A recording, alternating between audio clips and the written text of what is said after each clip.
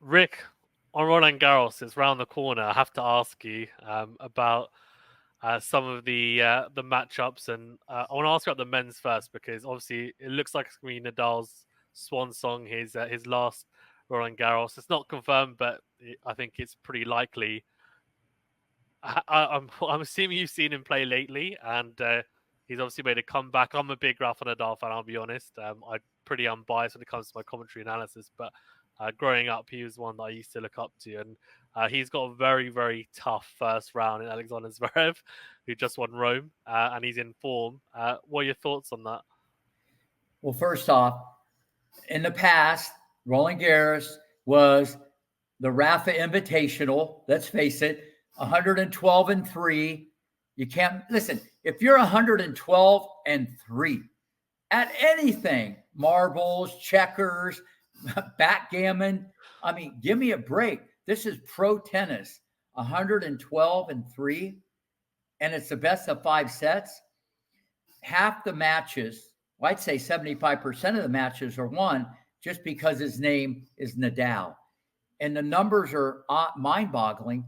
People got to appreciate that in an individual sport. Okay, never retired. Okay, Clay's physical. People know when they played him. You got to bring not breakfast, lunch. You better bring dinner and a snack. The guy is amazing.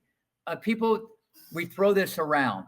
No one has been so dominant at a Grand Slam like this. Okay. Now, all that being said, everything comes to an end. All right. In my opinion, because of the injuries, age, everything else, he's a little half a step slow in and out of the corners. Okay. People aren't as afraid of him because they know inactivity. And like you said, retirement's around the corner. So people think they can win. They maybe even expect to win instead of maybe I have a chance to win, like in the past, So it's a whole different backdrop. Now, that being said, can he beat Zverev? Absolutely. And here's why. He has 22,000 people in his back pocket. The only one that wants Zverev to win is Zverev, probably his girlfriend, his cat, his dog, his mom, dad, and coach. That's probably the only people that want him to win, maybe a few more. It's still Nadal. He still can play. If, as you know, Zverev gets nervous and doesn't stay in the moment, Rafa has a shot. But it's the only way that Zverev can win, the only way that Nadal could win, if Zverev checks out mentally and gets nervous, and it can be a dogfight. And, at the end, comes down to key points. But if they both play their best, Zverev should win, probably in 3 straight sets. But that's why you play the game.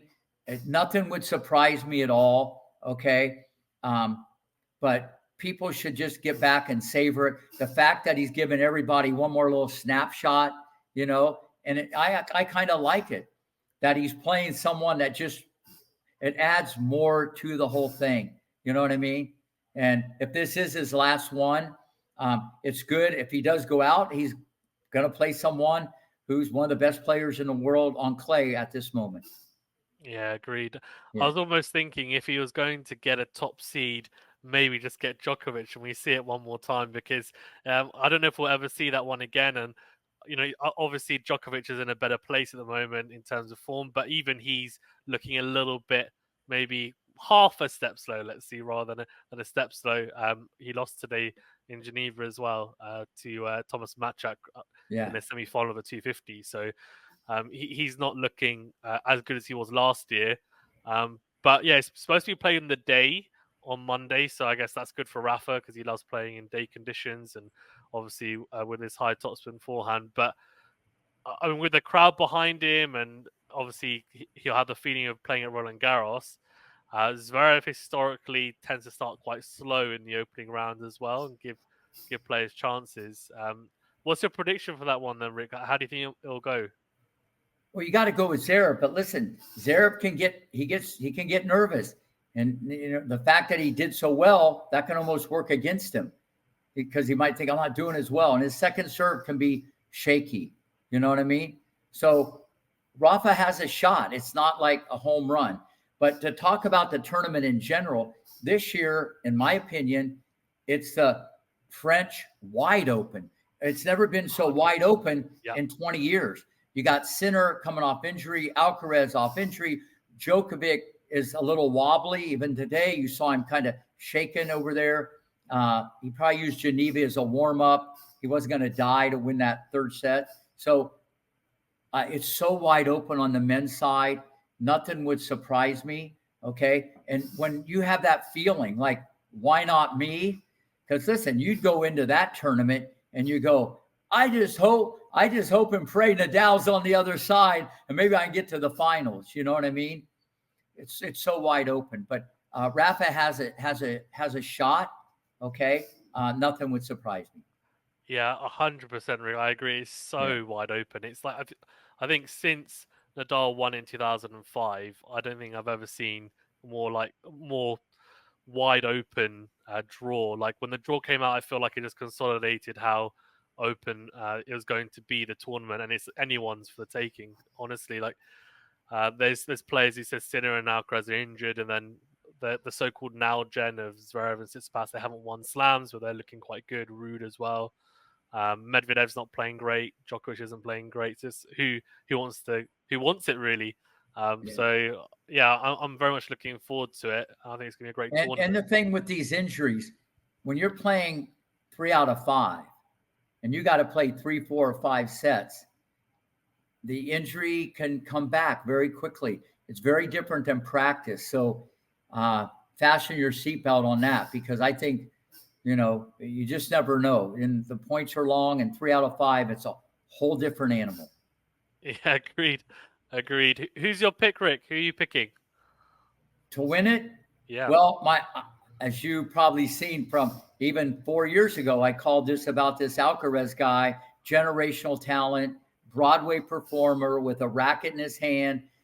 I think he'll have double-figure Grand Slams. If he's healthy, okay, I'm taking him or Djokovic. That's who I'd love to see Alcaraz, because everybody's kind of, throwing some darts at him. So I'm picking Alcaraz, and obviously on the women's side, if you don't go with Iga, okay, her angles on the dirt and just where she's at mentally depends on the draw. The only way you can really beat her is you got to play through her a little bit, and it's harder on clay, easier on grass. The forehand can be late on grass, but she's the clear-cut favorite, but she can lose to a lot of people. So she'd be my pick on the women's side, and I'm going with hopefully Alcaraz on the men's side. Yeah, I agree. I think if he's fit, Alcaraz he should be there or thereabouts, right? You'd hope. Iga just looks, I mean, Sabalenka has played 2 finals with her recently, and she's one of the biggest hitters on tour, and she hasn't been able to quite hit through her. They played in Madrid, and Sabalenka had match points with the altitude. You just feel like it's completely different conditions, even though it's a clay court.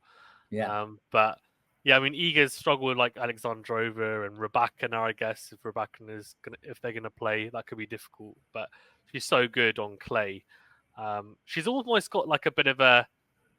People talk about her forehand, and I want to ask you, it's almost ATP-esque in the way that she hits it, with the amount of topspin she's able to generate on it. What's your opinion? Have you seen it biomechanically? What do you think? Well, no, not really. Okay, she has a Western grip, and her elbow is very close, but she has a short stroke. It's very compact. The body's the car, the racket's the passenger. So she turns into the ball great. So she gets a lot of racket head speed because it's connected correctly. But it's not really the ATP. The racket really doesn't flip like the men. Okay. But she does have a shorter stroke.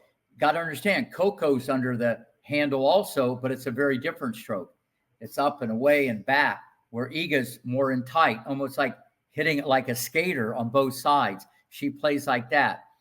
One thing that helps her is she's so quick and fast, she can kind of manage that. But it's better. People got to understand, all coaches out there, It's better to have simplicity and compaction, okay? Because the more you got going on, the more that can go wrong, especially under pressure, So the game has changed, and you should really be teaching people like most of the men hit the ball. Now, there's not a wrong way or right way, Yeah. but there is a better way. And that's what I try to do with younger kids. And before it becomes a bad habit, or not a bad habit, before they've kind of baked it in extra crispy, the muscle memory. But Iga's strokes are very compact, short, but when the ball comes fast, the forehand can be a little dodgy, but we're nitpicking because her feet are so good and her mind is so good, and she hits brutal angles. She's almost like Hingis on steroids. The angles that she gets on the ball, but that's because of the way she rotates, and she's always on the outside of the ball hooking it. Yeah. She's phenomenal. She's almost looking like she wants to try and emulate Rafa, right, on clay. And She does. She that's said her that. idol. Yeah. And you know what? That's what we said at the beginning of the podcast. Imitate that guy after you lose a point. And she has. It's one thing to tell your students that. It's another thing to have the kids buy in and do that. She's cloned Rafa. Okay. And notice the difference. She might think she is Rafa, but she's playing on the female side. That's how deep this goes. Djokovic might think he's a goat. He might be eating grass in the mountains knowing that guy. You don't understand how greatness they do these things, but they don't talk about it until after they retire. Yeah. A few words on Nadal's career, if it's going to be his last year. I mean, Yeah. how do you view it as Well, a legacy? well, first off, there's no comparison. The greatest clay court player ever to hold the stick, one of the top 3 players ever in the history of the game, one of the most brutal competitors the game has ever seen, and he wears it on his sleeve. And the public can identify with Nadal because he's just such a hard worker.